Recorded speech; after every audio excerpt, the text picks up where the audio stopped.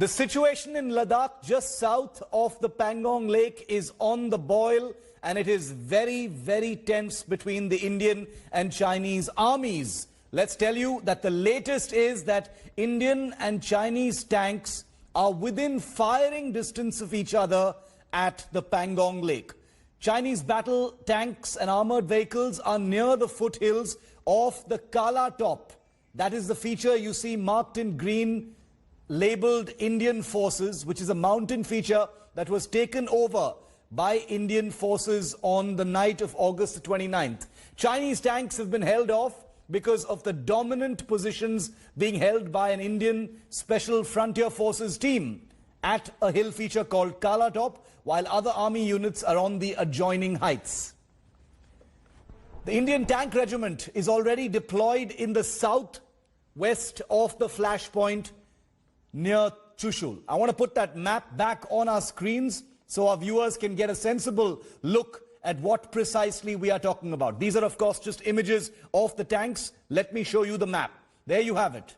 In green, the Indian forces positioned south of the Pangong Lake. Those are the heights that have been occupied. Southwest of that, you can see the Indian Tank Regiment that has been deployed. But just east of those Indian forces on Kala Top and Helmet Top are Chinese tanks that have been trying to intrude across the line of actual control, but have been stopped in their tracks by preemptive Indian action. So as we speak, the Indian Tank Regiment and the Chinese tanks are just about 10 kilometers away from each other.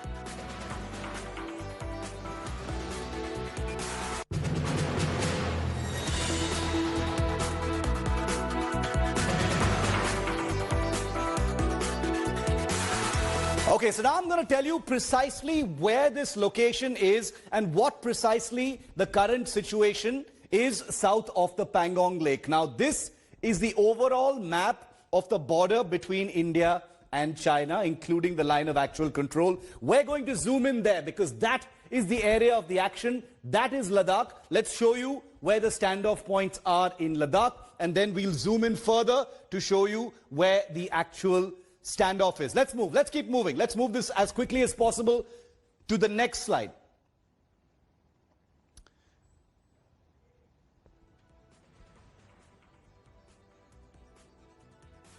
Okay, so we've zoomed in on I think there's one particular slide has been missed, but we'll get back to that in just a moment. This is the Pangong Lake. As you can see, we zoomed in. This is Ladakh. This is the Pangong Lake where the site of the action is. This is the Chushul sector south of here, and this is the place that India has occupied the heights at. Now I'm going to show you where things are at as far as India's positions are concerned and the Chinese threat to those Indian positions. These are where the Indian forces are. Okay, this is the Pangong Lake here, you see. We've tilted the cameras down on Google Earth to give you a 3D perspective of where things are at. That is Finger 4, where the initial standoff happened. This is the south bank of Pangong Tso, where Indian forces have occupied two strategic heights. The Chinese tanks have been stopped in their tracks, and they are now just about 9.5 kilometers distant from an Indian tank regiment. 9.5 kilometers is no distance whatsoever when you have tanks operating in the plains in this manner. There is also a Chinese gun position right on the banks of the Pangong Tso, on their side of the land of actual control. So you've got heavy weaponry within range of each other. It's a very, very dangerous situation. I want to go across to India Today's Abhishek Bhalla for more on this. Abhishek, what's the latest? Talks are still very much on. What can you tell us?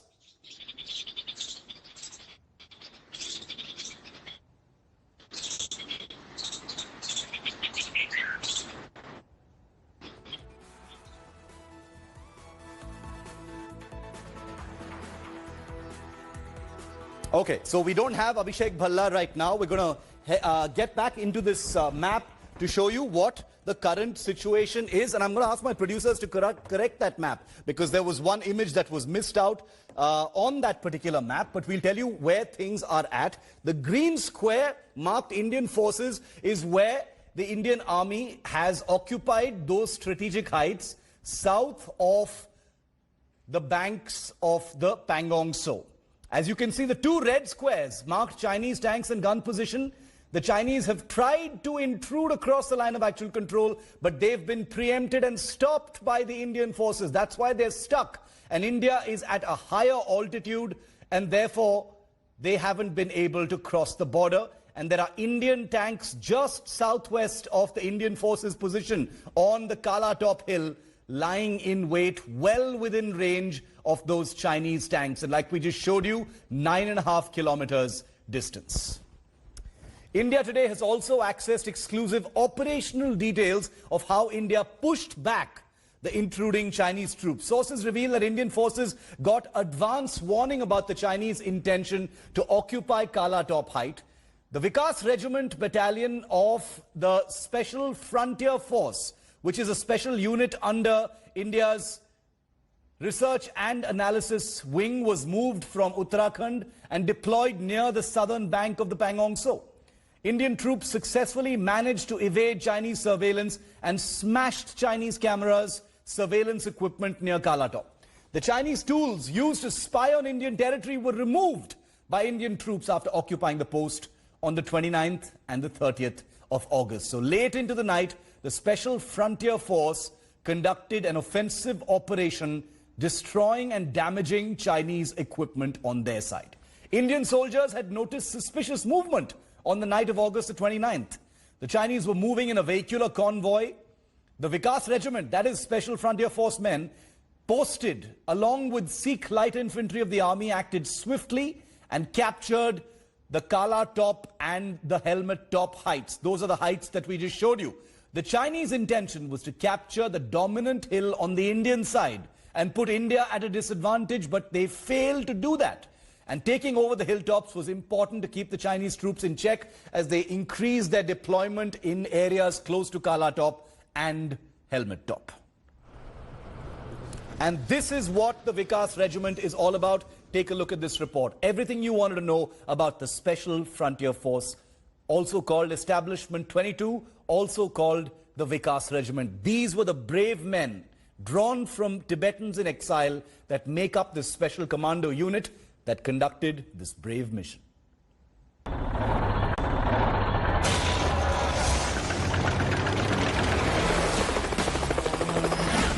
Decisive action, preempting another Chinese aggression. For the second time since the Ladakh standoff began, China, shocked, caught completely off guard and fuming.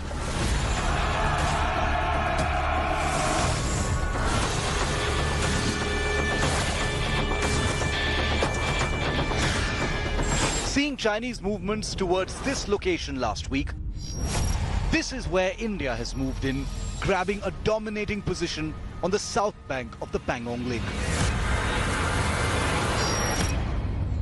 But who were these men who moved in the darkness to surprise the Chinese and occupy heights that look down on the Chinese supply lines?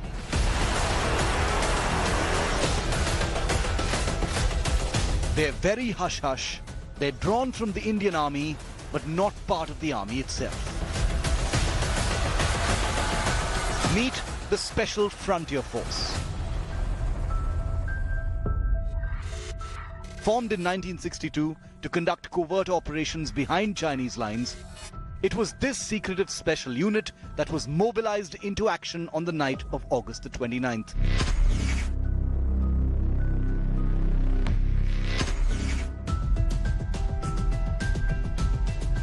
Known also as Establishment 22 or the Vikas Regiment, the SFF operates under India's External Intelligence Agency, the Research and Analysis Wing or RAW, and is based in Chakrata, Uttarakhand. The specialized commando unit is comprised in most part by Tibetan resistance fighters, some of the world's most hardy mountain warriors.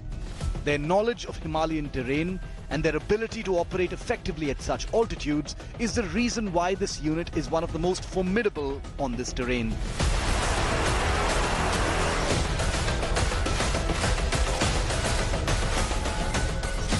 The officers who command them are from the Indian Army's Parachute Regiment.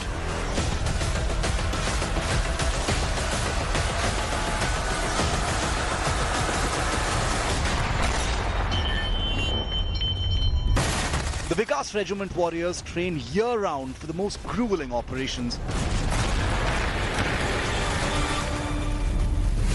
where they must operate beyond the abilities of their bodies and facing enemies more lethal than Chinese soldiers. Their history of combat has prepared them for this.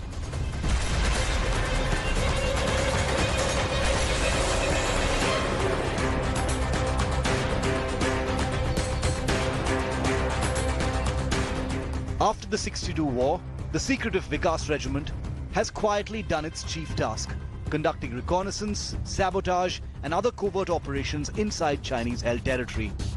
The missions remain in the grey realm of shadow, without corroboration or confirmation, just the way they wish it.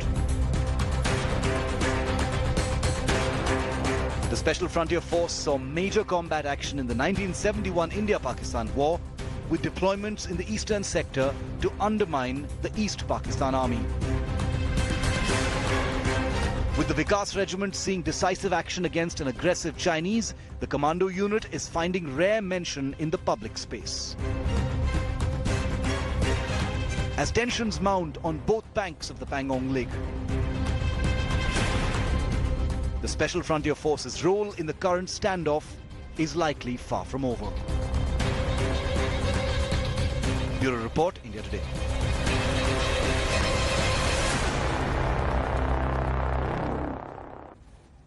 And after India thwarted the Chinese intrusion bid on the south bank of the Pangong Lake in Ladakh, another round of brigade commander level talks is underway in Chushul on the Indian side. Sources say that the agenda of this meeting includes a discussion on the 2 to 3 contentious areas on the south bank of the Pangong Lake. Remember, India is speaking from a position of strength. The Chinese are very, very angry with India's preemptive action in that area. India will also raise concern about Chinese deployments in areas near Blacktop and Helmet Top, where India is at a distinct advantage. Similarly, China also wants Indian troops to vacate the advantageous strategic heights in the hilltops of this area. They are on absolute back foot.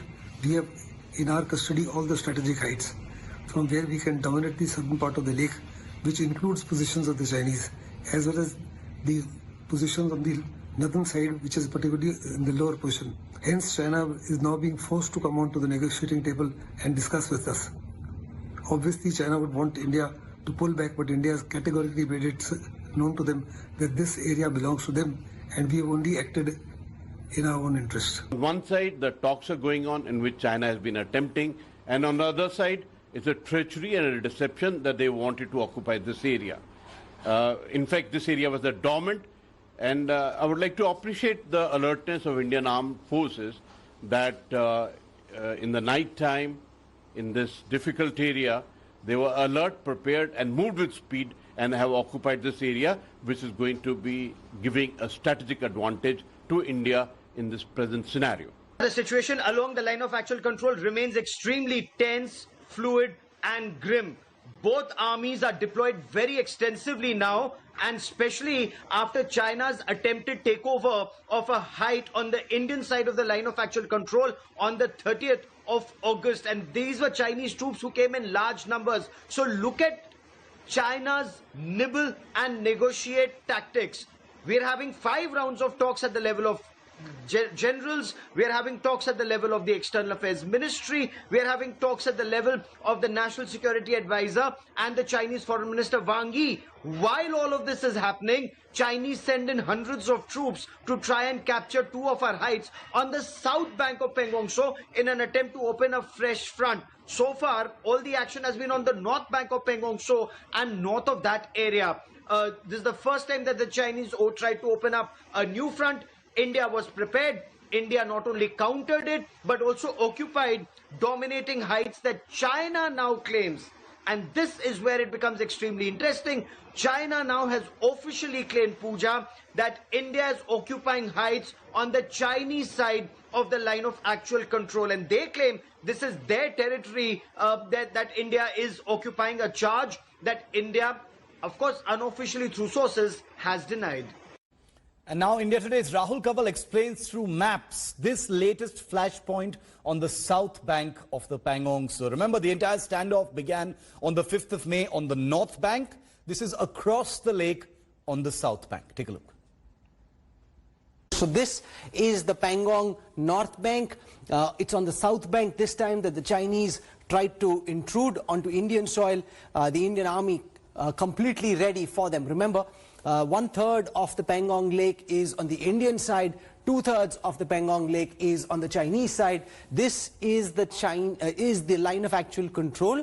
China has come up till finger 4, even though they've pulled back till finger 5, but all of that is on the north bank. What happened on the 29th is that the Chinese tried to come in the dead of the night, past the line of actual control on the Indian side of the south bank of the Pangong Lake. What we're hearing is, in response to this operation, India then mounted a counter-offensive operation where there were Chinese posts. And remember, the Chinese charge of India crossing over onto Chinese side is wrong, because this is the Indian perception of the line of actual control. So we went in, there were Chinese posts there, some of the finest special forces of the Indian military involved, and we pushed the Chinese back. After China's bid to intrude into Indian territory on Saturday night failed, China has upped the ante against India diplomatically. China has now blamed India for quote-unquote trespassing into its territory at the southern bank of the Pangong Tso, near the Rekin Pass in the western sector of the India-China border. China has also lodged a protest with the Indian side through diplomatic and military channels. Spokesperson of the Chinese embassy in Delhi has blamed India for the provocation and blamed Indian troops of violating consensus reached in previous multi-level engagements between the two sides. China's mouthpiece, the Global Times too, has said that the dragon can make India suffer if it wants to engage in competition. India, meanwhile, has made its stand clear that it is open to a disengagement and not interested in further escalation. However, India has also made it clear that it will forcibly preempt any hostile actions with any means necessary, including armed action against the Chinese. It's been 115 days since the Ladakh standoff has been simmering, and it's clear that China will not be backing down. Despite several rounds of military and diplomatic level talks, China hasn't honored a single commitment to restoring the status quo ante. From moving its troops and battle tanks to deploying fighter jets along the line of actual control, here's how tension has been building up since early May. No trust. No disengagement. No pullback. Full aggression, full hostility, full duplicity. The Chinese once again proved themselves worthy of India's total distrust.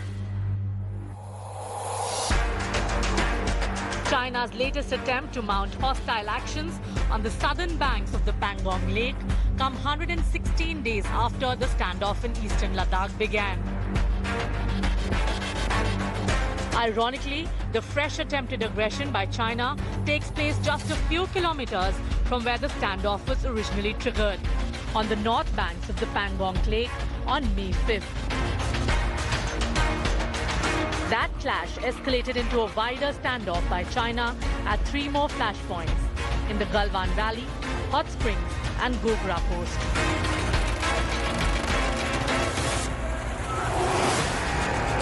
On 6 June, recognizing the warlike mobilization, the two sides held unprecedented Lieutenant General level talks to defuse the situation. But those talks proved futile, because just 9 days later, things exploded on June 15 in the Galwan Valley.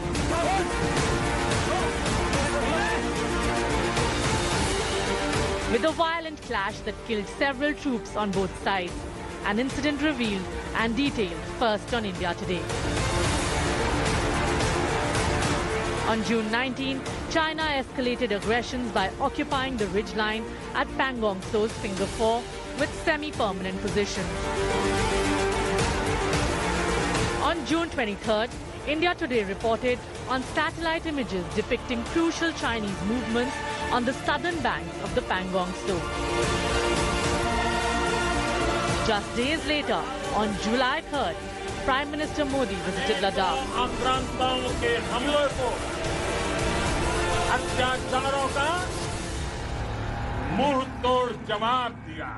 A few days later, the two sides arrived at an agreement to disengage. But even as a token pullback was witnessed in the Galwan Valley and the Hot Springs area, India Today told you how China was continuing to remain deployed in the crucial Pangong area as well as Gogra Post. A tense calm followed, with the Chinese refusing to move back further and India remaining fully mobilized. On August 29, things erupted again, and the Indian Army was lying in wait. Late last week, intelligence reports flashed the Chinese army movements across the line of actual control in the Chushul sector near the Pangong Tso Lake, a place where the Chinese had been building up force levels since late June. The latest incident saw the Indian Army thwart the Chinese aggression with sharp preemptive action. But in doing so, it has also confirmed that China hasn't changed its intent even a little. It remains fully hostile and nothing has changed.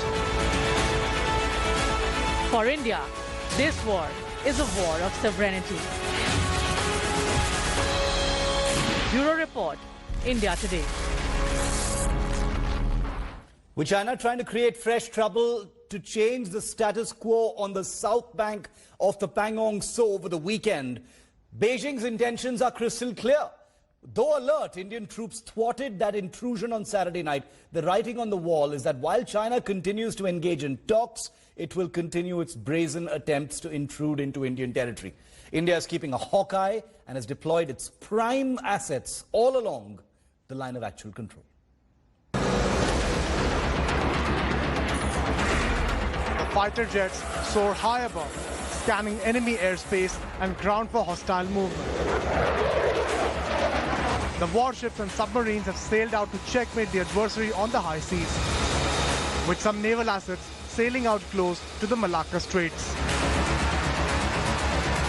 The army has increased its deployment all along the LAC from Ladakh through Uttarakhand and Sikkim to Arunachal Pradesh to ensure the Chinese notorious for stabbing India in the back do not succeed. Now we have to either raise the level of negotiation up to the ministerial level or the external affairs ministry level, or we go for a military action, whatever the government feels is fit. Because army is prepared for both the things. We have to check them. We cannot allow them to change the line of actual control which China is trying to make. The latest and the most potent Rafale Omni role fighter jets are soaring in the skies, adapting to Indian Air Force requirements as part of different combat missions. The IF Sukhoi 30, MKIs, MiG-29 ASF and Mirage 2000s are flying different missions in different sectors. The Chinook helicopters are virtually worth their weight in gold, quickly moving men and material to different locations. The Apache attack helicopters, lovingly called the flying tanks, have carried out sorties on both flanks of the LAC in support of tanks deployed in some areas for the first time. The 155mm howitzers, including the light howitzers, have been deployed and additional gun positions carved out to checkmate China. Bharat अब ऐसी हालात में है कि आंख में आंख देख के बात करेगा और ईंट का जवाब पत्थर से देगा और जब तक चीन यथास्थिति मेंटेन नहीं करेगा अप्रैल 2020 की भारत किसी हद तक जाने के लिए तैयार है. India's aggressive tri-services deployment and quick acquisition of arms, ammunition and spares sends out a strong signal to the adversary. India will protect every inch of its territory from expansionist forces. Bureau Report, India Today. Hello everyone, this is Rahul Kamal here. Hope you enjoyed this video. For the latest news and analysis, like and subscribe the India Today YouTube channel and don't forget to press the bell icon to stay updated.